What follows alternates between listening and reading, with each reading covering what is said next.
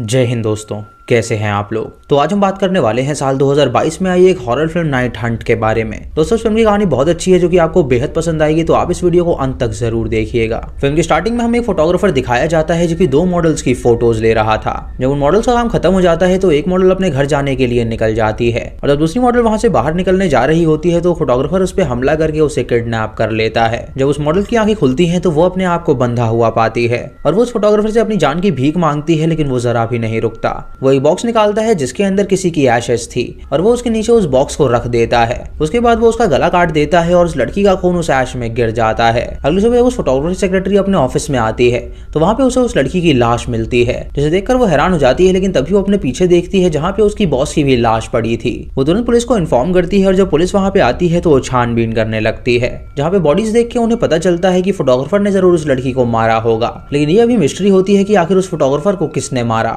वो जब फोटोग्राफर की लाश को देखते हैं तो उसके गले पे उन्हें किसी के खाने का निशान नजर आता है, मानो कि उसका मांस नोच के किसी ने खा लिया हो। फिर हमें पिलार और ट्रेसी नाम की 2 रिपोर्टर्स दिखाई जाती हैं जो कि काफी एम्बिशियस थी, लेकिन उनके ऑफिस में उन्हें कोई भी मानता नहीं था। वो दोनों जब ऑफिस में जाती हैं तो उसका बॉस उनसे कहता है कि वो इस केस पे काम करें और पुलिस से कोऑर्डिनेट करके वो पता लगाएं कि आखिर ये कत्ल कर कौन रहा है। उसके बाद वो फॉरेंसिक डिपार्टमेंट की एक लड़की से मिलती हैं और वो उससे खाना खिलाती हैं और उस केस के बारे में पूछती है। वो लड़की उन्हें बताती है कि उस फोटोग्राफर ने उस लड़की को मार डाला था और वहां पे उसके घर में कुछ कैंडल मिली थी, मानो कि उसने कुछ रिचुअल किया हो। और फोटोग्राफर की लाश के गले के नीचे कुछ चबाने के निशान थे, मानो किसी ने उसके फ्लैश को चबाया हो। ये सुनकर वो दोनों काफी ज्यादा हैरान हो जाती हैं और सोचती हैं कि आखिर ऐसा कैनिबल कौन हो सकता है। उसके बाद हमें सैंड्रा नाम की लड़की दिखाई जाती है जो कि रात को योगा करके वापस आ रही थी, लेकिन जब वो पार्किंग में जाती है तो उसे लगता है कि शायद उसके आसपास कोई है। जब वो अपनी कार में बैठती है तो वहां पे कुछ लोग आते हैं जो कि उसकी कार चुराने आए थे और जब वो उसकी कार चुरा के ले जाने लगते हैं तो अचानक उसकी कार रुक जाती है और उस कार के अंदर पहले से कोई मौजूद होता है जो कि उन्हें बुरी तरह पीटता है और जान से मार डालता है। ये देखकर सैंड्रा बहुत ही ज्यादा घबरा जाती है और तभी वो देखती है कि उस कार के पीछे कोई है,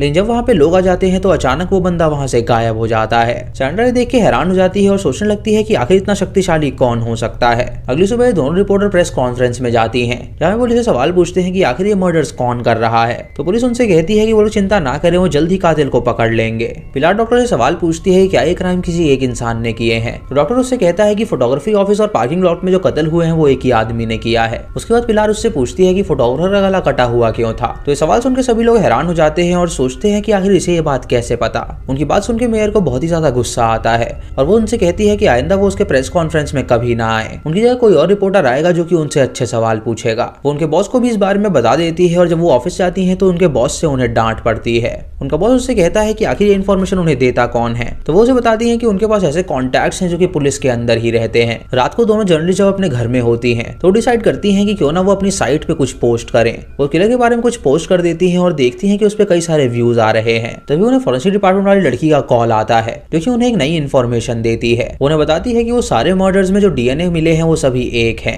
यानी जिस किसी ने भी उन्हें मारा है वो एक ही आदमी है। लेकिन मॉडल की जो मौत हुई थी वो शायद फोटोग्राफर ने ही करी थी क्योंकि उसके आसपास उन्हें कोई भी डीएनए नहीं मिला है। उसे ये भी बताती है कि फोटोग्राफर के गले में जो सलाइवा मिला है वो किसी ह्यूमन का सलाइवा है, यानी वो किसी कैनिबल का काम है। ये सुनकर वो दोनों उस क्राइम सीन पे जाती हैं छानबीन करने के लिए, जहाँ पे सबसे पहले वो दोनों लाशें उन्हें मिली थी। जब वो फोटोग्राफर के ऑफिस में जाती हैं तो उन्हें वहाँ पे वही बक्सा मिलता है जिसके अंदर कुछ एशेस थी, लेकिन अब वहाँ पे कोई भी एशेस मौजूद नहीं थी। उन्हें वहाँ पे कुछ रिचुअल के सामान भी मिलते हैं जिससे वो समझ जाती हैं कि जरूर वहाँ पे कोई रिचुअल हुआ है। उन्हें लगता है कि शायद फोटोग्राफर किसी कल्ट का मेंबर था और उसने यहाँ पे कोई सैटानिक रिचुअल किया है जिससे कोई पैदा हुआ है और वही बंदा है जो कि एक एक करके सबको मार रहा है। वो दोनों जब उसे डिस्क्राइब करती हैं तो उन्हें पता चलता है कि उनकी बात पे कोई विश्वास नहीं करेगा जब तक उनके पास कोई भी सबूत नहीं होगा। इसीलिए वो डिसाइड करती हैं कि वो दोनों सबूत इकट्ठा करेंगी ताकि वो अपने बॉस को सच्चाई बता सकें और उसके बाद फेमस हो सकें। इधर सैंड्रा हॉस्पिटल में होती है और वो बहुत ज्यादा डरी हुई थी और उसका भाई टीजे वहाँ पे आया होता है उसकी देखभाल करने के लिए। वो इंस्पेक्टर से पूछता है क्या उनकी सिक्योरिटी बहुत ही टाइट है। तो इंस्पेक्टर उससे कहता है कि वो चिंता ना करे, वो उसका ख्याल रखेंगे। उसके बाद टीजे अपनी बहन से मिलने जाता है और देखता है कि वो अभी बिल्कुल सही सलामत है। वो उससे कहता है कि वो चिंता ना करे, अब वो यहाँ पे आ गया है और सब कुछ ठीक हो जाएगा। उसकी बहन उसे बताती है कि उसने वहाँ पे एक आदमी को देखा था जो कि बहुत ही खतरनाक है और उसे लगता है कि वो उसके पीछे जरूर आएगा उसे मारने के लिए। इधर वो आदमी हॉस्पिटल में आ गया होता है जो कि उसे मारने आया था और वो एक एम्प्लॉय को मार के उसका मास्क पहन लेता है ताकि उसे कोई पहचान ना सके। इधर टीजे अपनी बहन को एक क्रॉस देता है और उससे कहता है कि वो भगवान पे विश्वास रखे। उसे बताता है कि क्रॉस उनकी मदर ने उन्हें दिया था ताकि वो लोग सेफ रहें और उन्हें कोई भी दिक्कत ना हो। उसके बाद टीजे जब वहां से जा रहा होता है तो वो कातिल वहां पे आ जाता है जो कि एक गार्ड को बुरी तरह पीट के मार डालता है। ये देखिए एक पुलिस ऑफिसर उस पर गोली चलाती है और गोली की आवाज सुन के बाकी इंस्पेक्टर भी वहाँ पे आ जाते हैं, लेकिन वो बंदा उस इंस्पेक्टर का गला दबा के उसका खून पीने लगता है। उसके बाद वो सैंड्रा के पास जाता है उसे मारने के लिए, लेकिन तभी वो उसके गले में क्रॉस देखता है जिससे वो डर जाता है और वहाँ से भाग निकलता है। तभी बाकी इंस्पेक्टर वहाँ पे आके सैंड्रा की जान बचा लेते हैं और उसे तुरंत उसके घर भेज दिया जाता है। दोस्तों इससे हम जान पाते हैं कि वो बंदा एक ड्रैकुला था जो कि इंसान का खून पीता था और वो हमेशा रात को ही बाहर निकलता था। उसे जब सैंड्रा के गले में क्रॉस देखा तो वो आगे नहीं बढ़ पाया क्योंकि ड्रैकुला हमेशा क्रॉस से दूर ही रहते हैं। फिर हमें एक लड़की दिखाई जाती है जो कि काम खत्म करके अपने घर जा रही थी और जब वो अपनी गाड़ी में बैठती है तो वो ड्रैकुला पीछे से आके उसे पकड़ लेता है और उसका खून पी के उसे जान से मार डालता है। अगली सुबह वो दोनों जर्नलिस्ट जब अपने ऑफिस में होती हैं तो उनका बॉस उनसे मिलने आता है और उन्हें बताता है कि उसने एक नया शो स्टार्ट किया है जिसका नाम है इन्फ्लुएंस टॉक 101। लोग उनसे बातें करके उस केस के बारे में उन्हें और भी ज्यादा हेल्प करेंगे। इधर टीजे अपनी बहन सैंड्रा को अपने घर ले जा रहा होता है ताकि वो सेफ रह सके और उसने वहाँ पे अपने कई सारे दोस्त भी बुला लिए होते हैं उसकी प्रोटेक्शन के लिए।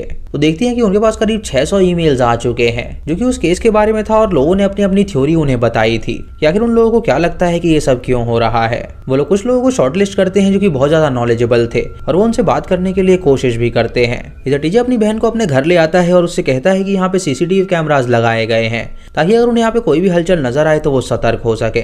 तभी सैंड्रा अपने फोन में पिलार का पॉडकास्ट देखती है और उसमें पिलार कह रही थी कि अगर उन्हें कोई भी इन्फॉर्मेशन पता हो तो वो उनसे शेयर करें ताकि बाकी लोग भी अवेयर हो सके। ये सुनकर सैंड्रा अपने भाई से कहती है कि वो इससे कांटेक्ट करेगी और इसे सारी बात बताएगी।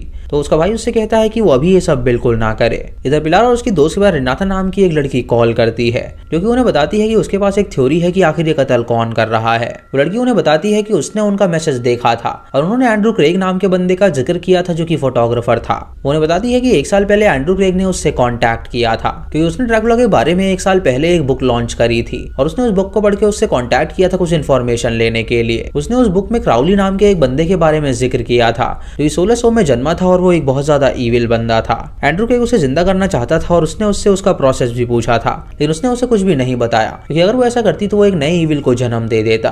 तभी एक और लेडी उन्हें ज्वाइन करती है और उन्हें क्राउली के बारे में बताती है। वो उनसे कहती है कि 80s में क्राउली का उनसे सामना हुआ था और उसने उसकी फ्रेंड पातो को भी जान से मार डाला था, लेकिन उसने उसका सामना किया और उसे जान से मार डाला और उसकी लाश को उसने धूप में ले आई जिससे कि वो जल गया और उसकी एसेट्स को उसने बॉक्स में बंद कर दिया था। लेकिन कुछ दिनों बाद वो एसेट्स चोरी हो गई थी। ये सुनकर वो दोनों समझ जाती है कि ये क्राउली है जो कि फोटोग्राफर द्वारा रिचुअल जो किया गया था उसकी वजह से जिंदा हुआ है और उसके बाद वो यहाँ पे तबाही बचा रहा है और वो एक ड्रैकुला है। उसके बाद जब वो दोनों घर जा रही होती हैं तो उन्हें सैंड्रा का कॉल आता है और सैंड्रा उसे उस इंसिडेंट के बारे में बताती है जो उसके सामने घटी थी। ये सुनकर उन्हें कंफर्म हो जाता है कि वो बंदा पक्का ड्रैकुला ही है।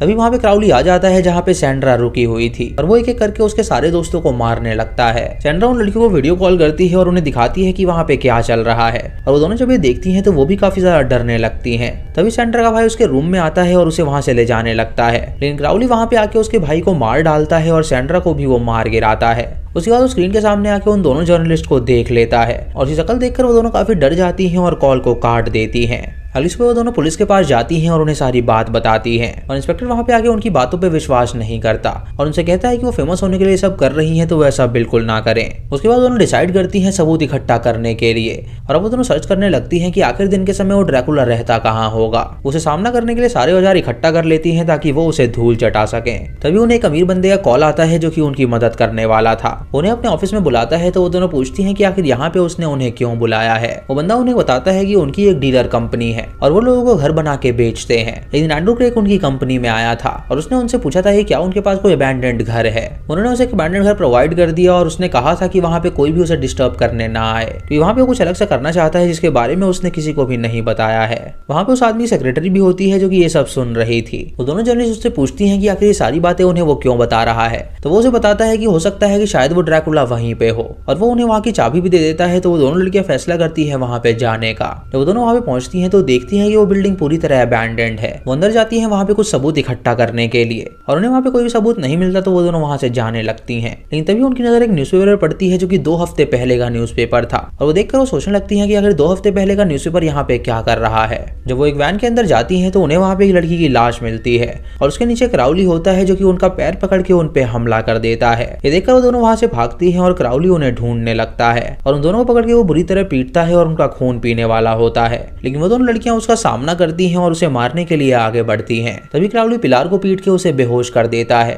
और उसके बाद वो उसकी साथी का खून पीने लगता है। तभी उसकी साथी सनरेज की तरफ चली जाती है तो वो उसे छोड़ देता है और उसके बाद वो पिलार की तरफ जाता है उसे मारने के लिए। तभी पिलार को होश आ जाता है और वो उसे लकड़ी से स्टैब कर देती है और उसके बाद वो दोनों मिलकर उसे सनलाइट में ले आते हैं, जिससे वो पूरी तरह जल जाता है और राख बन जाता है। फिर हमें कुछ दिनों बाद की कहानी दिखाई जाती है जहां ये दोनों काफी ज्यादा इंजर्ड थी और कोई भी इनकी बातों पे विश्वास नहीं कर रहा था। ये दोनों प्रेस को छोड़ने का डिसाइड करती हैं और शादी करके कहीं और रहने का फैसला करती हैं। इधर हम उस बंदे की सेक्रेटरी को देखते हैं जो कि एक लड़की को भेजती है उस आदमी के एशेज लाने के लिए और वो लड़की क्राउली के एशेज ला के उसे दे देती है और हम देखते हैं कि उसके नाखून बहुत बड़े हैं, मानो कि वो ड्रैकुला हो। और इसी के साथ ये मूवी यहीं पे खत्म हो जाती है। तो दोस्तों ये थी इस फिल्म की कहानी। आपको ये कहानी कैसी लगी आप हमें कमेंट सेक्शन में जरूर बताइएगा। ये हॉरर ड्रैकुला फिल्म है और ये बाकी फिल्मों से थोड़ी सी अलग है। इस फिल्म में रिचुअल के बारे में बताया गया है जहाँ पे ड्रैकुला के ब्लड के अंदर लड़की का खून डालना पड़ता है, जिससे कि उस लड़की की बलि चढ़ जाती है और ड्रैकुला दोबारा जन्म ले लेता है। उस फोटोग्राफर ने यही किया, लेकिन ड्रैकुला ने निकलते ही उसे काट खाया और अंत में इन दोनों जर्नलिस्ट ने उस ड्रैकुला को मार गिराया। लेकिन जब तक उसकी एशेज वहां पे रहेंगी तब तक कोई ना कोई बलि चढ़ा के उसे जिंदा करता रहेगा। तो दोस्तों ये थी आज की वीडियो। चैनल पे नए हैं तो सब्सक्राइब करें और बेल आइकॉन दबाएं नोटिफिकेशन के लिए। और दोस्तों वीडियो को लाइक और शेयर करना बिल्कुल मत भूलिएगा।